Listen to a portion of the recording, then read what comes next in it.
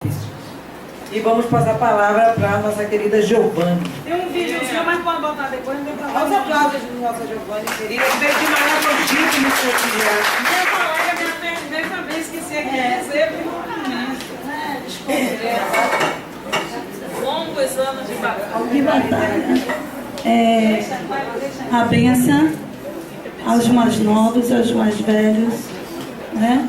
E bom dia a todas e todos aqui presentes. Eu vou saudar esse evento na figura da nossa companheira Magda, que vem fazendo esse esforço, porque qualquer lugar, qualquer pessoa, qualquer mulher, ainda mais mulher negra, que assume esses espaços, né, que aparentemente são de poder e ao mesmo tempo são, que de alguma forma a gente faz um esforço tremendo para colocar na pauta do dia questões tão fundamentais, tá?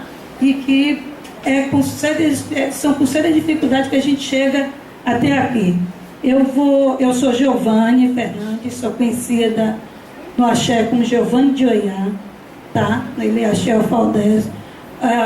Nascida em Maragogi, em Salvador, mas renascida em Maragogi, tá?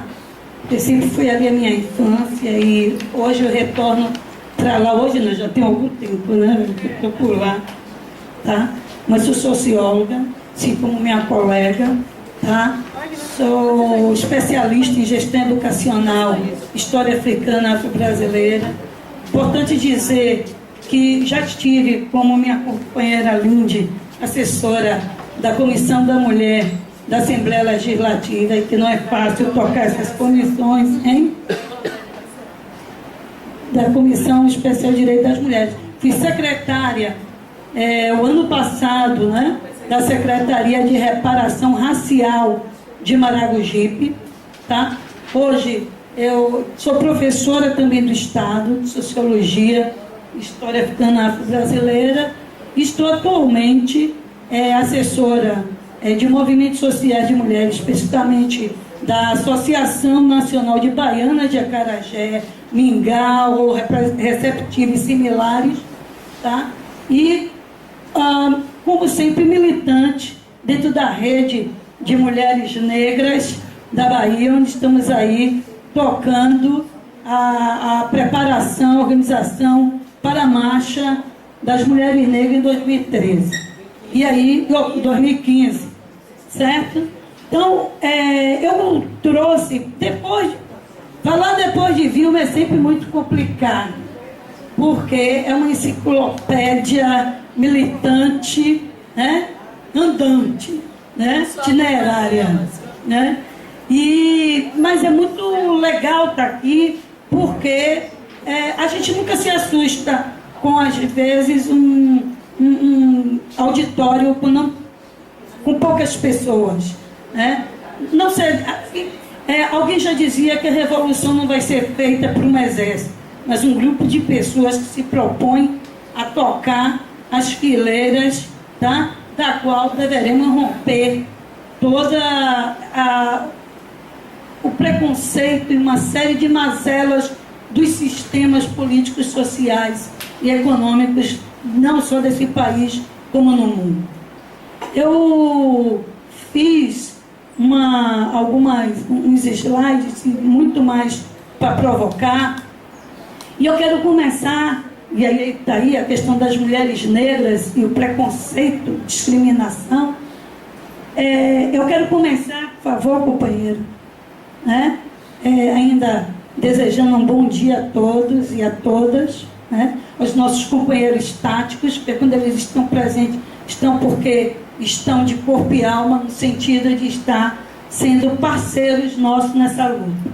Mas eu quero começar por uma coisa importantíssima. A Convenção da ONU, 1979, para a eliminação da discriminação racial, principalmente das mulheres, define a discriminação contra a mulher, significando toda distinção, exclusão, restrição baseada no sexo e que tenha por objeto o resultado que prejudique ou anule o reconhecimento, o gozo, o exercício pela mulher, independentemente do seu estado civil, com base na igualdade do homem e da mulher, dos direitos humanos, liberdades fundamentais nos campos político, econômico, social, cultural, civil ou em qualquer outro campo.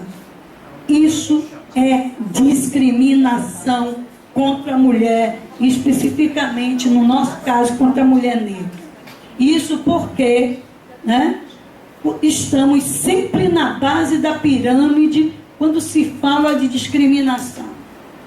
Né? E em um debate que começamos no carro com a professora Joaquina, tá? Ela perguntava qual é a discriminação pior que existia. E vamos tocar esse debate, professora, logo mais nesse processo. E assim, nós somos triplamente discriminadas.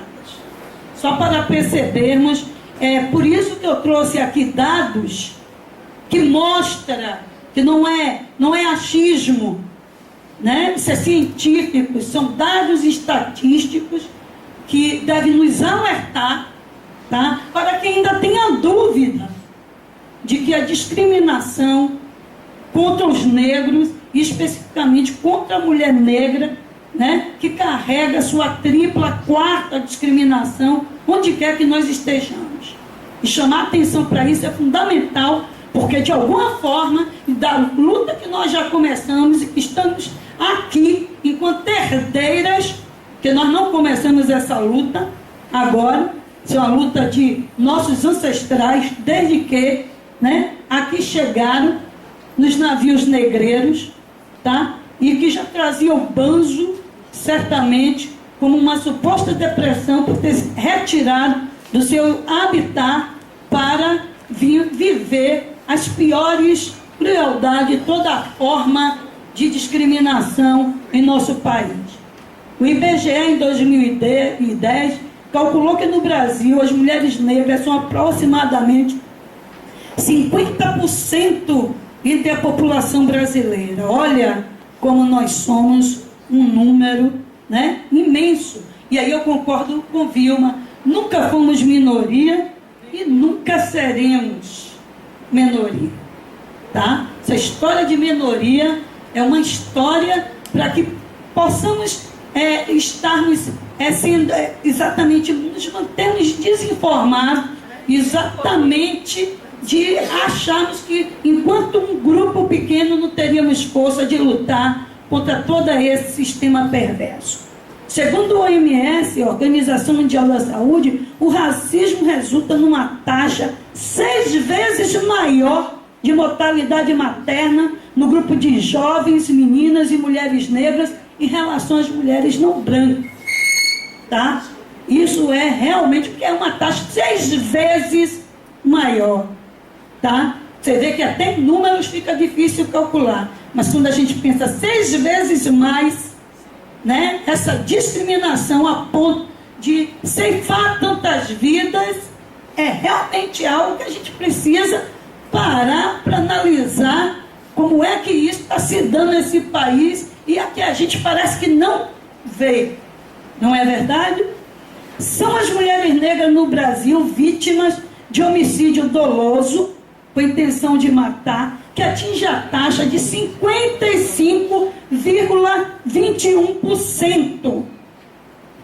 A tentativa de homicídios são 51%, tá? Lesão corporal, tá? Lesão corporal são de 52,1%. Ou seja, nesse país, olha o nível, né? Quem é a cara da violentada?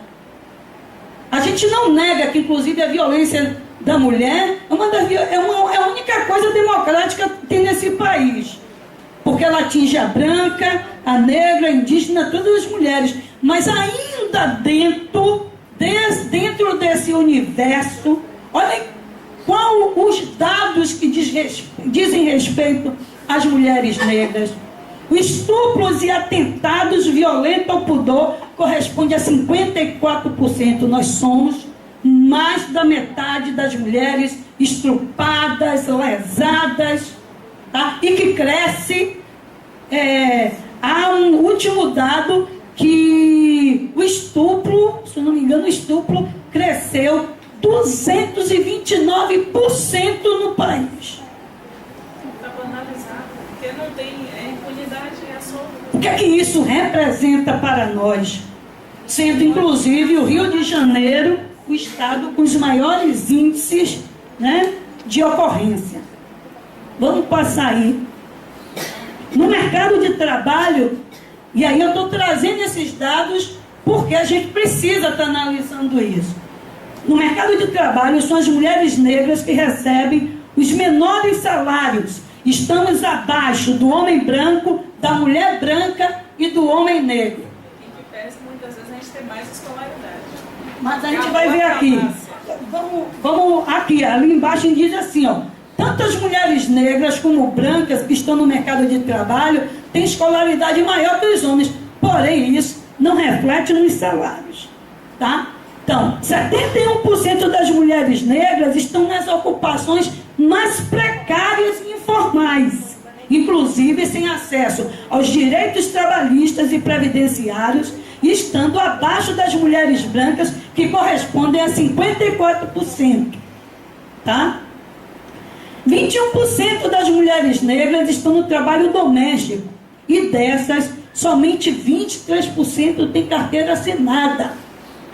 E aí a gente tem um dado preocupante, com a aprovação da PEC, tá? A gente tem ouvido mulheres dizer que as patroas, e às vezes a própria mulher, acaba aceitando negociar, trabalhar, sem os seus benefícios, que é para não ficar, inclusive, fora do mercado de trabalho.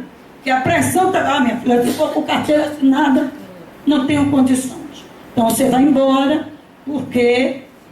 Então, tem uma fila de 10. Pois é, tem uma fila de 10, tá? Ao contrário que muita gente pensa que a Bolsa Família, que tantas outras resolvem toda a situação, né? Se tirou sim, né? Mais da metade da população de estado de miséria. Promoveram algumas, né? Mas isso não pode ser visto como algo que se resolveu o problema, que quem recebe, na sua maioria, e justamente a Bolsa Família, tem a cara lá, né? A mulher negra, pobre, né? Periférica, certo? Então a gente tem que estar atentos a isso. Vamos passando aí.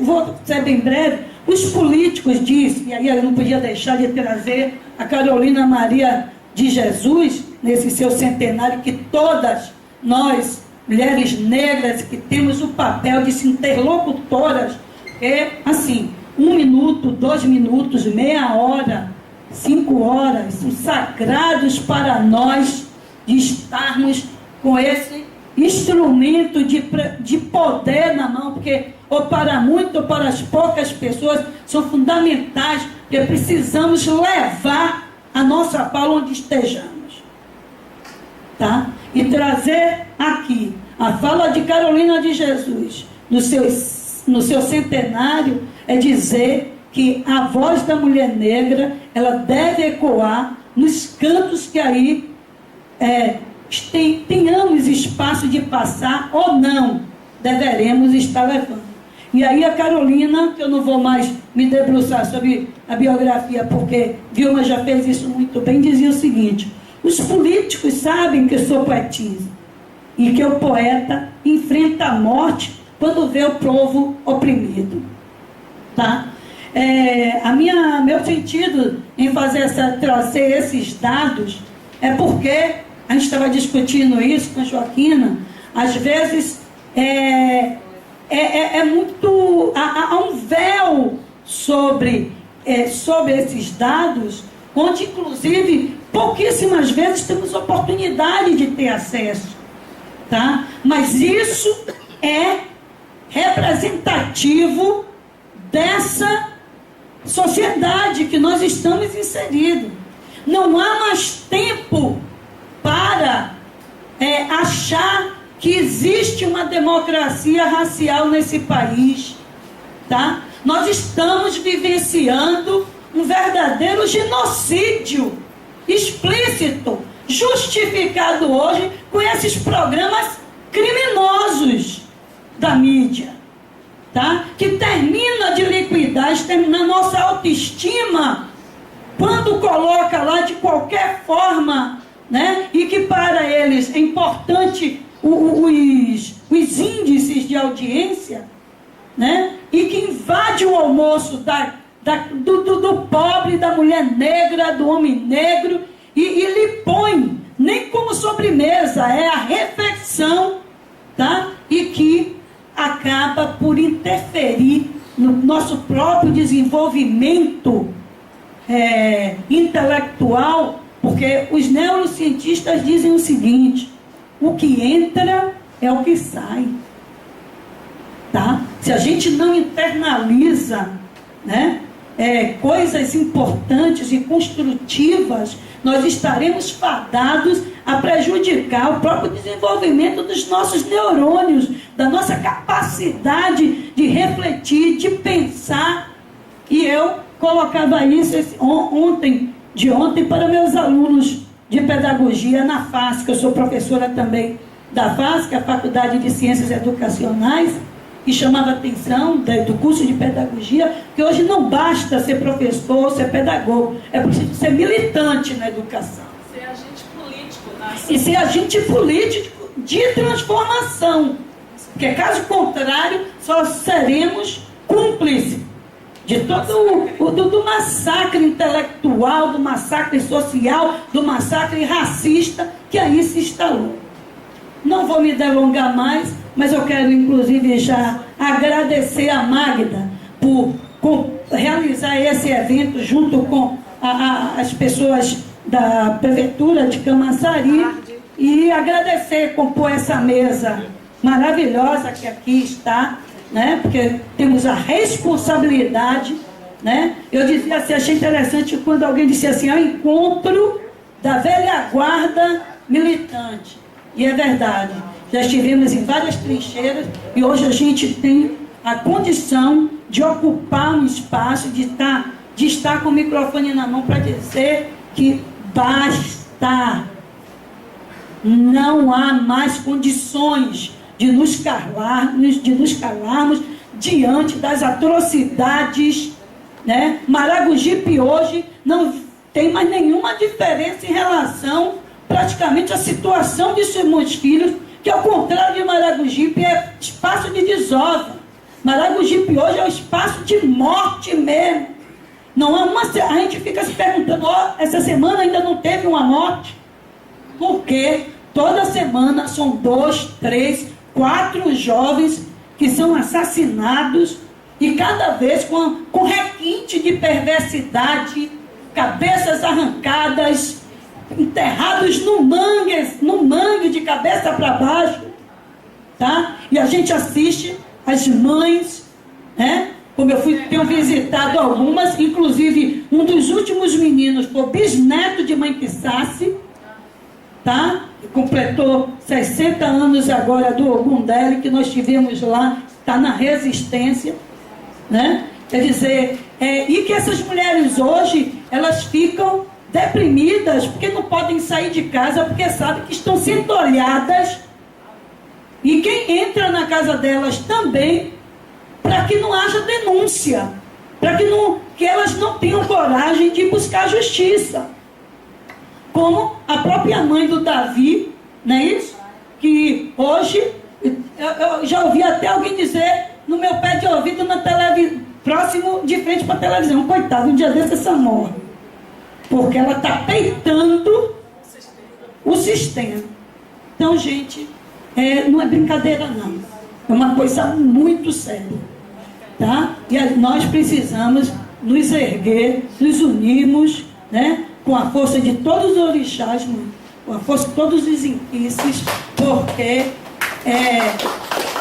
e a força dos nossos ancestrais. Obrigada. Professora Joaquina Lacerda. Meus amigos. Suspirem, não é meio-dia ainda. Suspirem, sorriam. Não, ela quer que a gente esqueça que já é. É uma Para fazer estratégia. de conta. Isso.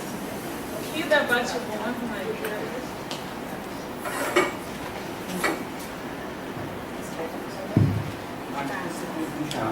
Olha, gente, para quem passou séculos na opressão, na escravidão, eu acho que ficar um dia sem almoçar e até 2, 3 horas discutindo não é nada demais, viu? Por favor, não tenham pressa. Eu sei que eu e Lídia já vamos encontrar vocês cansados, mas tenham um pouco de paciência. Está ouvindo aí? A sensação que está vindo. Bom, primeiro eu quero agradecer a Magna por ter me convidado, eu branquela assim, e um negócio que está ruim aqui no microfone. Porque eu sinto no movimento negro.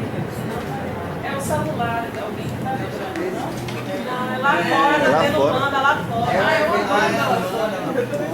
Eu sinto no movimento negro, especialmente entre os cotistas da UFBA, uma certa rejeição à presença de brancos nos seus eventos. Quando eu vou e peço a palavra, eu sinto que mal começa a falar, todo mundo fica muito agoniado, como falar assim, vai embora, Branquela. Eu entendo um pouco, né?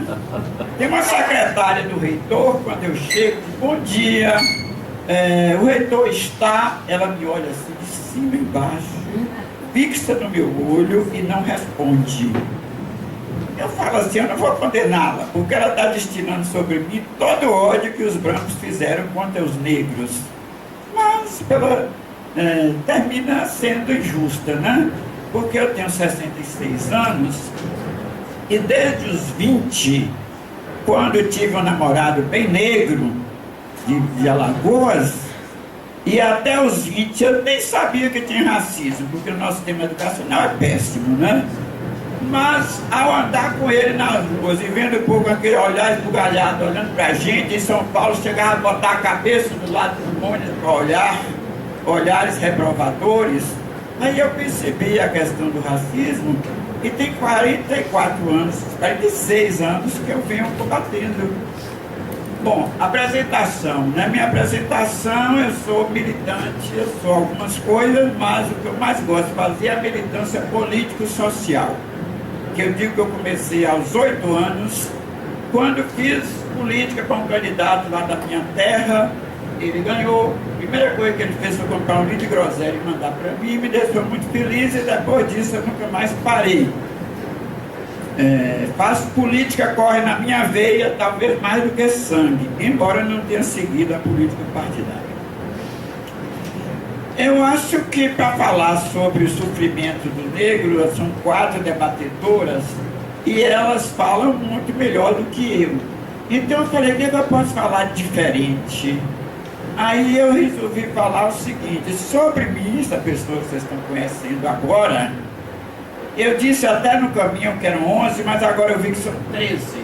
Recaíram no passado, somando com os de hoje, são 13 preconceitos. Eu sei que vocês também são vítimas desses preconceitos todos. Então eu vou falar sobre os preconceitos, meu ponto 1, que abalaram minha vida. Primeiro, o preconceito geográfico. Eu saí de Tremedal, lá na Caatinga, e fui estudar em Conquista. A minha forma de vestir, meu sotaque, produzia risada nos colegas da turma. Eu chamo preconceito geográfico. É o grande preconceito agora com a eleição de Dilma contra todos nós nordestinos, né? Segundo, preconceito linguístico ou fonético. Não sei, depois é que eu fui ver que há uma origem espanhola na minha terra, embora fique pertinho de Conquista, não há Biconquista. De tal maneira, quando eu era muito boa aluna, falava, Joaquim, que nota você deu? Eu dizia 10, eles caíram na risada. Joaquim, você é de onde? Tremedal? Eles caíram na risada. Ah, é um túnel. Riam. Ou seja, para eles tem que mudar, né? Túnel, 10, Tremedal. E eles iam de mim e eu não sabia responder. Porque depois eu fui estudar espanhol e vi que espanhol, pronúncia no final é assim. Se eu soubesse, eu diria, vocês estão rindo porque são ignorantes. Mas eu também era ignorante nesse aspecto, então eu não sabia responder. É preconceito de classe. Eu vim da pobreza e as pessoas pobres são menosprezadas pela classe. Eu não sei se é mais pela classe alta ou pela tal classe média, à qual eu pertenço hoje sem nenhum orgulho. Eu gosto mais de falar que vim da classe baixa, eu acho melhor. Porque a classe média, ela é quase toda, conforme Marilena Chauí diz, é pontilhada de preconceito. Quarto preconceito, aspecto físico. E nesse está embutido o preconceito contra a mulher, que é o 13, eu já não falo lá. A professora acabada da aula de matemática, eu já sabia sobre o assunto mais do que ela na escola secundária. Eu nasci com essa capacidade enorme de aprender matemática. Então, diziam de mim assim. Eu tenho uma colega chamada Joaquina que é super inteligente, mas o que ela tem de inteligência, ela tem de feiura. E aí eu vou publicar o próximo livro, vou botar um retratinho de quando eu estudava na escola secundária. Vocês viram aquele rostinho mimoso, cara fechada, porque era tímido, mas não tinha nada de feiura. Isso aí era o preço que eu tinha de pagar por ser inteligente, porque a mulher não era dado o direito de ser, numa turma de homens e mulheres, a melhor aluna.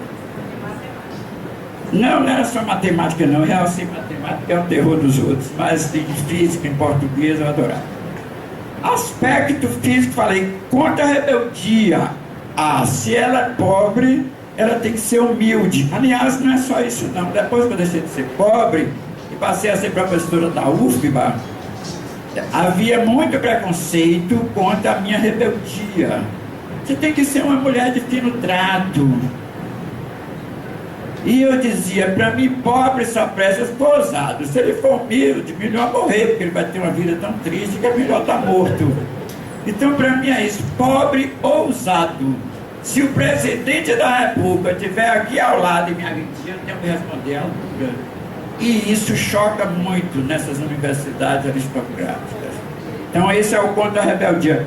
Contra a ideologia política. As pessoas de esquerda, e sobretudo na universidade, os professores que fazem militância no sindicato, os outros dizem assim, está fazendo política porque não tem competência para pesquisa, para isso, para aquilo. Há um preconceito enorme. Você tem que ter uma estrutura psicológica forte para resistir. Contra a baixa escolaridade, na época que eu tinha baixa escolaridade, então é um preconceito muito grande, até porque quem tem baixa escolaridade não tem, em geral, o domínio da língua, pelo menos eu não tinha. E aí é muito triste, porque as pessoas lhe discriminam e você não sabe responder. Eu passei por uma experiência dessa, em 2002, fui a Londres, e fui altamente desrespeitada pela diretora do curso onde eu fui fazer, e eu me senti quase amortecida, porque eu queria responder à altura e cadê? A única palavra de xingamento que eu sabia era monstro. Então eu só virei para ela e disse, em inglês, né? Um monstro como você, no meu país, jamais ocupa cargo. Sabia que eu estava mentindo, né? Mas eu tenho que falar, fazer certas mentiras úteis, né? Contra a homossexualidade. Essa eu não vou nem dizer, porque começa pela própria mãe e pelo próprio pai. Contra a mulher solteira. No meu tempo, a mulher solteira, rejeitada, não tem nenhuma atratividade, homem nenhum quis. É terrível. E contra a mulher que não pariu, mais ainda. A mulher nasceu para procriar. A mulher que não tem um filho não cumpriu o seu destino nobre de parir e cuidar sozinha do filho e acordar de noite para dar comida ao filho enquanto o marido dorme.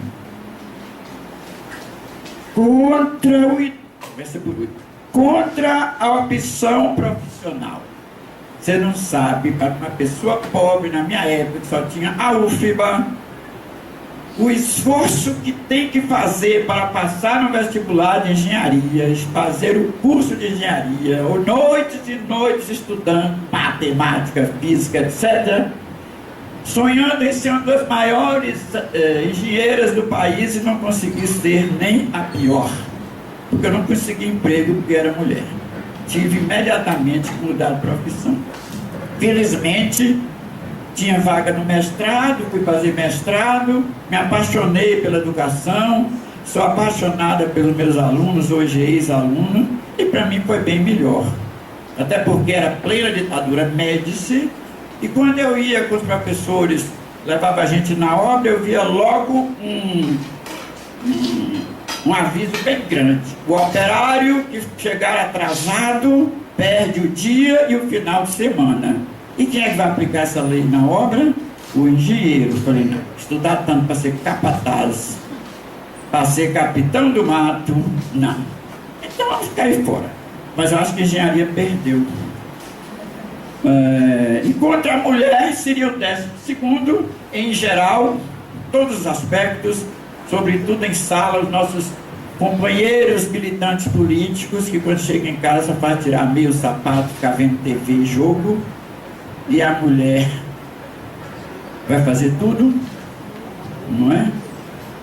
E por último, há 6 anos eu completei 60, e aí é terrível também o preconceito contra o idoso. Eu tenho que brigar diariamente para o estatuto do idoso prevalecer. Às vezes eu fico para a filha, a senhora aí furou a fila, disse o estatuto do idoso, aí teve uma na caixa, virou para mim, será que quer ser melhor que os outros? Olha o tanto de idoso aí na fila. Eu disse, querida, eu não tenho culpa se esses idosos não querem exercer a cidadania. Como eu lutei para que a lei do Estatuto do Idoso fosse aprovado, se eu não procurar usufruir, eu estou desmerecendo minha própria luta. E aí a senhora disse, mas é 65, a senhora disse que tem 64. Eu disse, minha filha, você tem que dizer, você estudou direito? Ah, não, isso eu estudei 5 anos. Você acha que você sabe mesmo mais direito do que eu? Tem momentos que você tem que dizer quem é, viu? Esse foi o ponto 1. Ponto 2, eu digo a vocês, não sei se vocês já perceberam todos, que o racismo no Brasil, que sempre existiu muito, apesar do grande Gilberto Freire dizer que não, mas de uma certa forma ele era um racismo meio escamoteado. A pessoa dificilmente abria a boca para falar, eu sou racista. Não, eu não sou racista, não. Sim, mas se sua filha se namorar com um branco, o que que tem? Ah, não vou deixar casar. Mas era de certa forma escamoteado.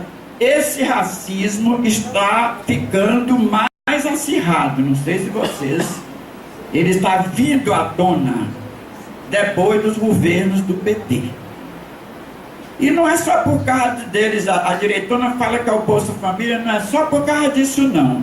Eu citei algumas aqui, é por causa das cotas. Eu tenho uma faxineira, as filhas dela estão terminando faculdade, certamente não vão ser. Se não acharem emprego, poderão até ser, mas não com o mesmo valor, com a mesma diária que a gente paga. Em vez de 75, vai ter que ser 200 ou 300, né? E para mim todo emprego é nobre. Uma universitária, uma pessoa formada na universidade ser faxineira, nada contra, porque você conta. Agora que tem o seu salário à altura, não é? Isso pode acontecer. Então, odiando isso, Bolsa Família já falei, apoio à agricultura familiar, é outra coisa que está favorecendo muito os negros, os pobres. Apoio à economia solidária também. O Luz para Todos também. A lei da delação premiada também, porque é uma lei que está combatendo. Tudo isso que eu falei são programas dos governos do PT para melhorar a condição das pessoas de baixo, de onde eu vim, não é? E eu citaria como mais importante, talvez, é o combate à corrupção. Várias iniciativas, fortalecimento da Polícia Federal, não só aumentando o número de policiais, mas foi implantado também um plano de cargos e salários para tornar a profissão atrativa. A criação da Controladoria Geral da República, que é importantíssimo, porque fiscaliza a verba federal quando sai sob a forma de convênios, que está em mão de um baiano muito ilustre, Jorge Age. Promoção da independência do Ministério Público. Não sei se vocês sabem, o Procurador-Geral da República, pela Constituição, pela lei, deve ser escolhido pelo Presidente da República. Lula abriu mão deste privilégio e desde o início dos governos do PT, são os promotores que, através de eleição, escolhem o Procurador-Geral, que antes, como Dilma bem disse, era um engavetador geral e hoje realmente está exercendo sua função de Procurador da República. O que mais? A lei da delação premiada é uma lei que de início a gente fica até rejeitando, mas sem essa lei não se consegue desbaratar as quadrilhas. É uma lei que é usada em muitos países do mundo, é uma lei importantíssima. Tudo isso para combater a corrupção. E quando você fala em corrupção, quem é que é o verdadeiro prejudicado?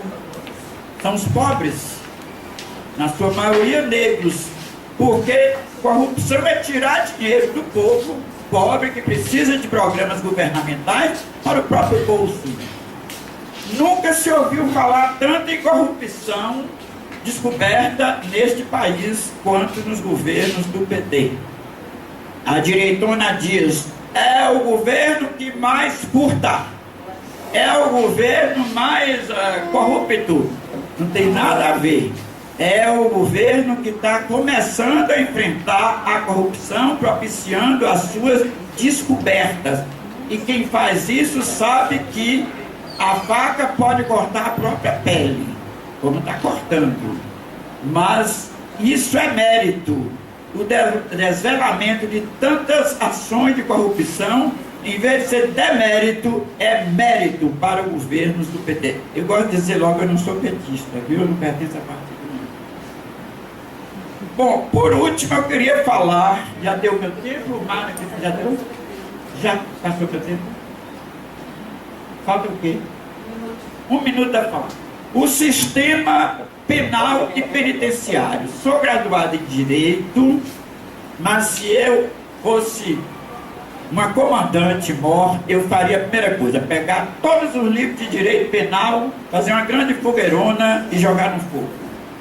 A disciplina de Direito Penal excluiria do currículo do curso de Direito. O Direito Penal existe só para penalizar as classes oprimidas da população. O sistema penitenciário, na verdade, é um sistema de monstruosidade. Eu digo a você, se um filho que eu tivesse cometesse um crime, eu ia vender tudo que tenho, contratar o melhor advogado penal do Brasil para defendê-lo. Porque enquanto ele não passasse por lá, pela penitenciária, como mãe eu teria esperança dele se reabilitar um dia.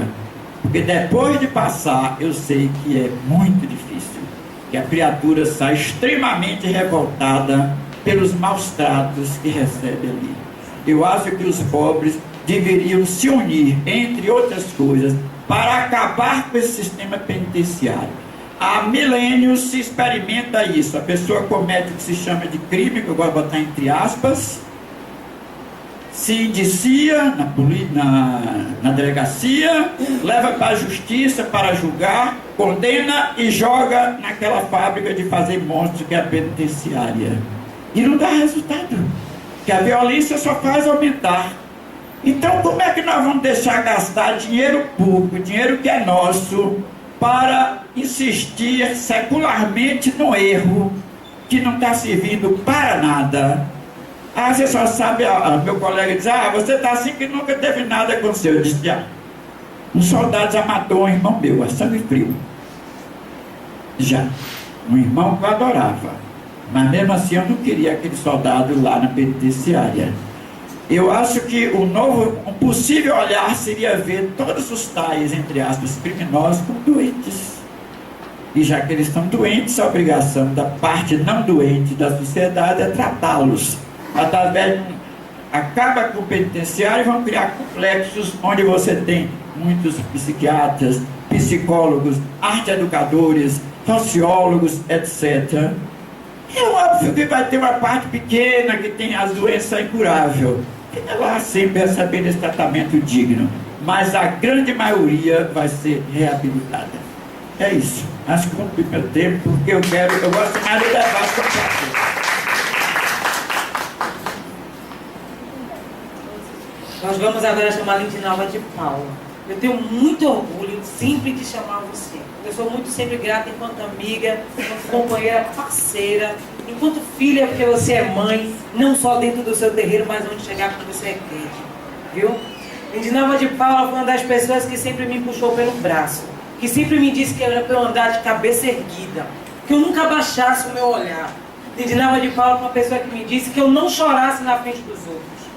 Principalmente dos homens. Principalmente dos homens.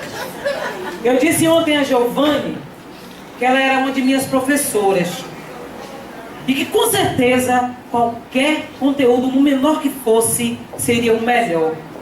Vilma Reis, a primeira vez que eu conheci na Secretaria de Cidadania, eu não entendia porque Folha Verde que ainda sou e espero com a ajuda, né, de todos esses mestres, de comunidades e de espaço de poder aprender sempre. E aí eu toda hora tinha que me levantar da mesa, porque eu ia pegar água, porque eu ia chamar as meninas para trazer alguma coisa.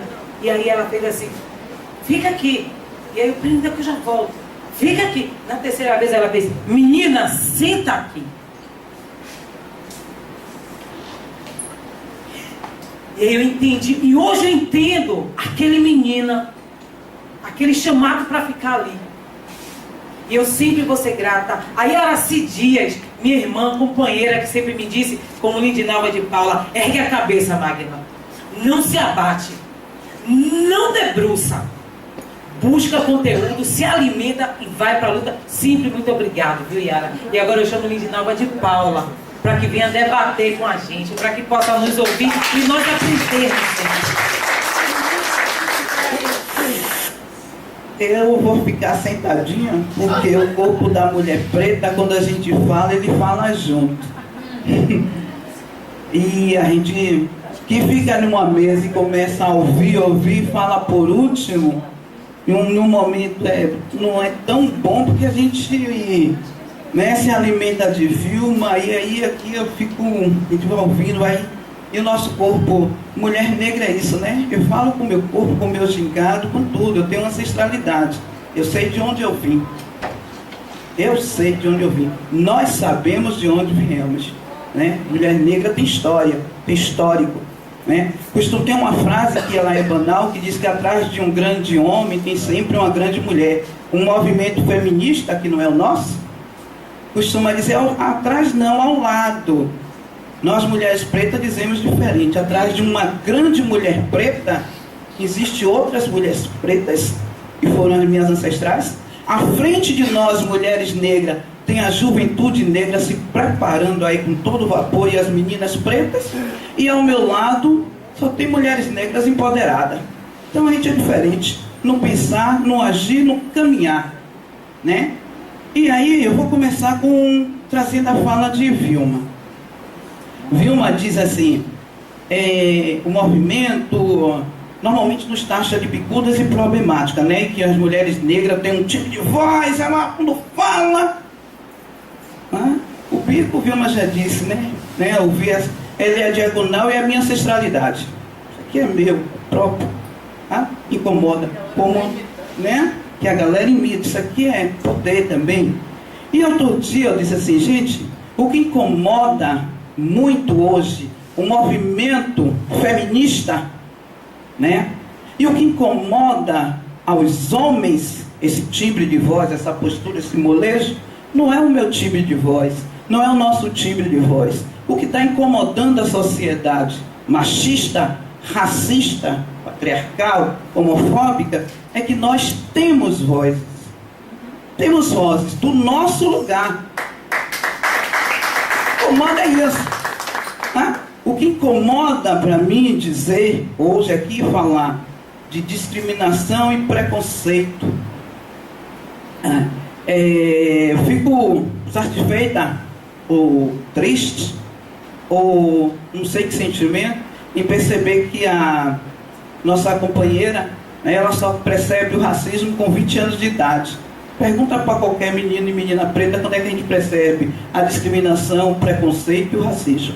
Que nos acompanha o tempo todo, desde criança. Na escola, quando a professora pega o menino e a menina preta e coloca lá atrás, e somos taxados de incompetentes, não tem expectativa, você não vai dar para nada. E isso, a gente não escuta um professor falar com um menino e uma menina não negra, né? A gente enfrenta isso no nosso dia a dia, na nossa adolescência, tá? Na nossa adolescência de a gente, tá lá atrás as meninas e os meninos como são tratados na adolescência com relação ao nosso corpo, ao nosso cabelo, a nossa vestimenta, a maneira de ir para a escola, a maneira da família negra de cuidar. Isso é nosso. Cuidar da família negra, da mulher negra, que tem a capacidade de cuidar e amar o que não é seu, que é o filho de uma branca. Ela sai e deixa o seu, entrega à comunidade. Que tem isso também. Comunidade periférica, a gente se cuida, se protege. Quem está fora, quem está à parte, desconhece tudo isso. Quem está à parte. Ou então, quem está dentro de uma comunidade periférica e tem o privilégio de ser não como nós. Porque os brancos que estão na comunidade periférica, normalmente eles não descenderam da mesma, sabe? Não vieram e não trazem isso. Até porque eles descendem de um povo que chegou aqui com privilégio. Se está numa comunidade periférica, sobrevivendo, eles são empresários.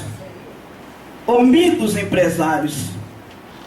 Os brancos de uma comunidade periférica, eles são donos de mercado, da padaria, da lojinha. São os microempresários que nós, população negra, sustentamos ali dentro também. Então, não dá para dizer, né? E dizer, quando você junta preconceito, discriminação, geográfico, linguístico, de classe, preconceito de classe, pobres e ricos. Quem é pobre? A pobreza no Brasil tem cor e tem gênero. A pobreza no Brasil tem cor e tem gênero. Quem é pobre no Brasil são os homens, são os não são os negros, e a maioria da população negra, e desse montante de população negra são as mulheres negras. Então, se eu vou falar de classe, eu vou dizer que são mais pobres. E os mais pobres somos nós. Na pobreza, extrema pobreza. Extrema. Então você não tem preconceito com quem não está na extrema pobreza. Se eu desço, é complicado, né? Ideologia, eu vou só resumir aqui, mulheres. Então nós temos uma crítica muito ferrenha. E aí eu compreendo, né, o que acontece ultimamente no Brasil. Nós aqui, né, Magna, Lúcia, fazemos parte da rede de mulheres negras, né, Bahia, e nós fazemos parte das mulheres negras do Nordeste. Nós estamos organizando, há 2 anos, a primeira Marcha Nacional de Mulheres Negras.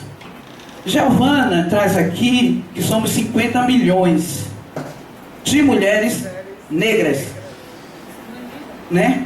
Isso em 2010, 50 milhões. Nós somos maioria. E hoje, tem uns 15 dias que nós tivemos aqui um encontro do Comitê Impulsor, que a gente não tem uma coordenação, né? Até porque todas as mulheres negras são coordenadoras por natureza, e tem algumas coisas que estão ultrapassadas.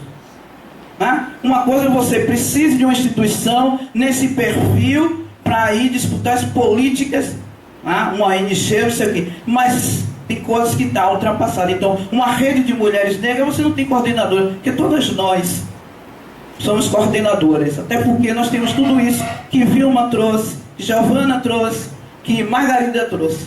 Então, todas nós. Mas assim, há 2 anos que nós estamos articulando, e nós estamos nos articulando, Vilma, com uma total autonomia. E para nossa surpresa, hoje, há um reboliço nacional, inclusive assim, alguns partidos e a Central Única dos Trabalhadores fizeram plenária para deliberar e intervir na marcha de mulheres negras.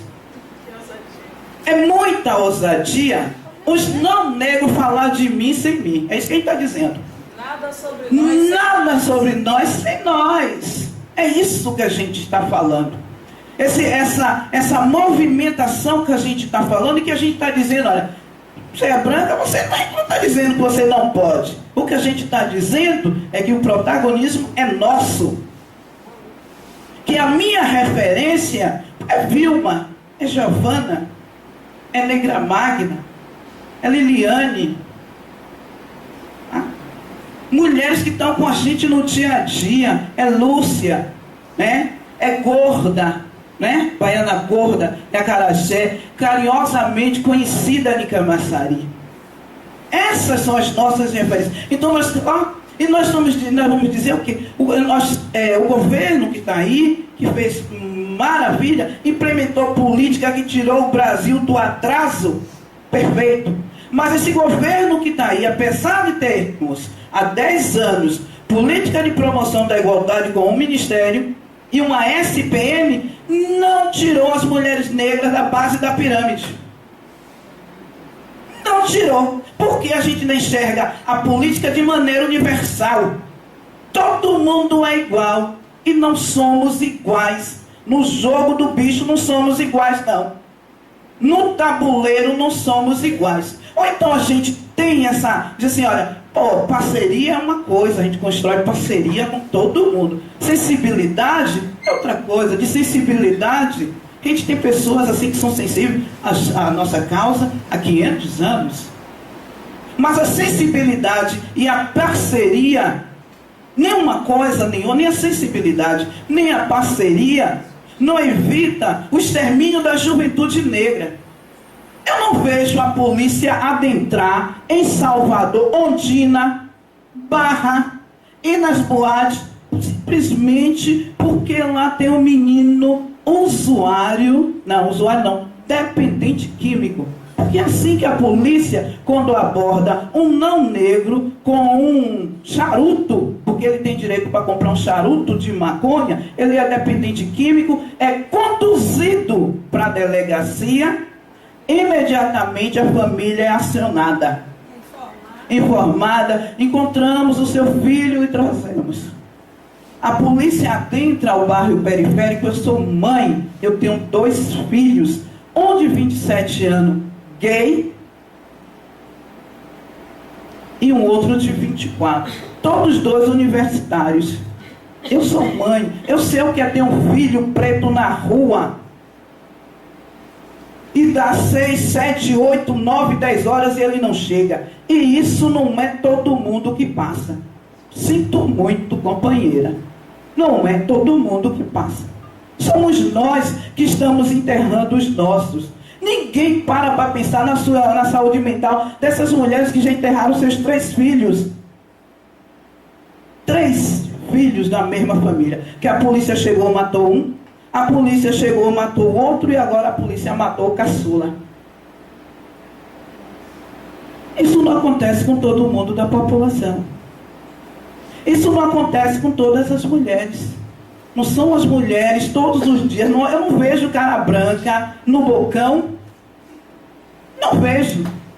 Então, não somos iguais. E aí, é reconhecer, para ser minha aliada, tem que reconhecer as diferenças. Para ser nossa aliada, tem que conhecer a diferença. Tem que saber que existe preconceito, sim, que não é igual. Tem que saber que existe racismo, sim, que não é igual. tem que saber que a discriminação é diferente, que a ideologia que movimenta o Brasil é diferente, é outra. Nós estamos falando de uma ideologia racista, de uma supremacia branca, de privilégios brancos, de falta de oportunidade para negros e negras. Eu estou falando disso. Estou falando disso. E é por esses e outros motivos que nós, mulheres negras, contra todos e a todos, no seminário Mulher Negra, Mulher e Cultura, nós tivemos um racha. Da mesma maneira, e nós, mulheres negras, rompemos com o movimento feminista final da década de 70, final da década de 80. Exatamente por elas não conseguirem perceber que somos diferentes, que as nossas demandas, necessidades, nossa busca por luta, por igualdade, são diferentes. São diferentes. São diferentes. E nós, há 2 anos se articulando, muito bem articulado, nós vamos colocar 1 milhão de mulheres em Brasília. Vamos chegar lá andando de trem, de avião, de carroça, de bicicleta, porque nós sabemos o que é isso. Somos nós que vamos tentar para Dilma e dizer assim: olha, Dilma, nós não queremos mais sobreviver. Não dá mais. Não dá mais. Eu estava com o Gelvan 3 dias, os dados estatísticos do extermínio da juventude negra é insuportável. E você não vê uma linha, não vê um movimento não negro, que a dor é só nossa. Ninguém se manifesta, porque é mais um pretinho, é mais um Silva, afinal... Eu não sou Silva, eu sou de Paula, mas era só mais um Silva, como o rap diz, que a estrela não brilha. Não somos qualquer uma. Foi uma Cláudia que foi arrastada. Foi a Marildo que sumiu. É Davi. Agora me traz aí um branco que esteja desaparecido. Não. Rogério, o único preso dos movimentos de junho do ano passado é o jovem. Sabe? Então... não dá para dizer que é a mesma coisa, colocar na mesma balança. E quando a gente está dizendo que só se promove a igualdade quando se vê essas desigualdades, quando se tem a coragem, e aí é dar uma puxada de orelha para os gestores, e aqui se tem gestores e gestores. Porque assim, é muito fácil dizer que tudo na questão racial, quem vai ter que resolver é uma coordenação sem recurso. Então eu me isento na minha cadeira, eu sou gestor, eu sou gestora, e eu me isento porque tudo da questão de pretos e pretas de Camaçari tem que vir parar no colo de João Borges e de Magda. Eu construo parceria, eu não quero parcerias não. Não quero não. Para algumas coisas não serve. Ou para muita coisa há muito tempo está dizendo que não serve. Secretaria de Política para as Mulheres tem que fazer política para minoria. Minoria não enquanto quantitativo, mas minoria enquanto representação. E representação significa colocar o dedo na ferida. Nós somos minoria, não é quantitativo não, porque olha para aqui para essa sala, que está todo mundo negro. Nós somos minoria nas representações. E a gente está dizendo, vai dizer em Brasília no dia 15, que a gente vai sair, sabe, daqui da pirâmide, porque é assim, branco, homem branco, mulher branca, homem preto e mulher preta. Tá pesado o fardo, a gente está carregando todo mundo, gente. Tá pesado. E se durante esses 10 anos as mulheres negras não saíram da base da pirâmide, quem está, sabe? A secretaria, principalmente esses setores para as mulheres, não está fazendo o dever de casa. Não estão fazendo o dever de casa. Não estão fazendo o dever de casa. Porque se a gente tem política, a gente está falando de política, é para você remanejar. Então, não dá mais para nós, mulheres negras. E nós vamos dizer isso. E aí eu digo, para fazer isso, nós não precisamos de um movimento branco, feminista, burguês. Não precisamos das entidades mistas, que também não estão construindo essa marcha. As entidades mistas no movimento não estão construindo, porque nós estamos falando em ruptura. Nós estamos falando que nós vamos com o nosso discurso, com a nossa cara, com a nossa maneira de pegar o microfone, problemática assim, bicuda assim, doa quem doer, inclusive os homens negros, eternos na militância, que botam a bunda numa cadeira como coordenação e não querem compartilhar. É isso que essa rede de mulheres está dizendo. Na Bahia, em Recife, em qualquer lugar que tem uma mulher preta, a gente está dizendo que a gente está rompendo, gente. Romper é bom, é legal, é massa, é legal, sabe? Tudo é bacana. Mas somos nós, historicamente nós. Isso para agradecer mesmo e deixar o saco e abrir para um debate, até porque eu vim para só fazer uma breve saudação. Depois o cara me botou aqui, só fazer uma breve saudação do lugar onde eu estou há quase 7 anos.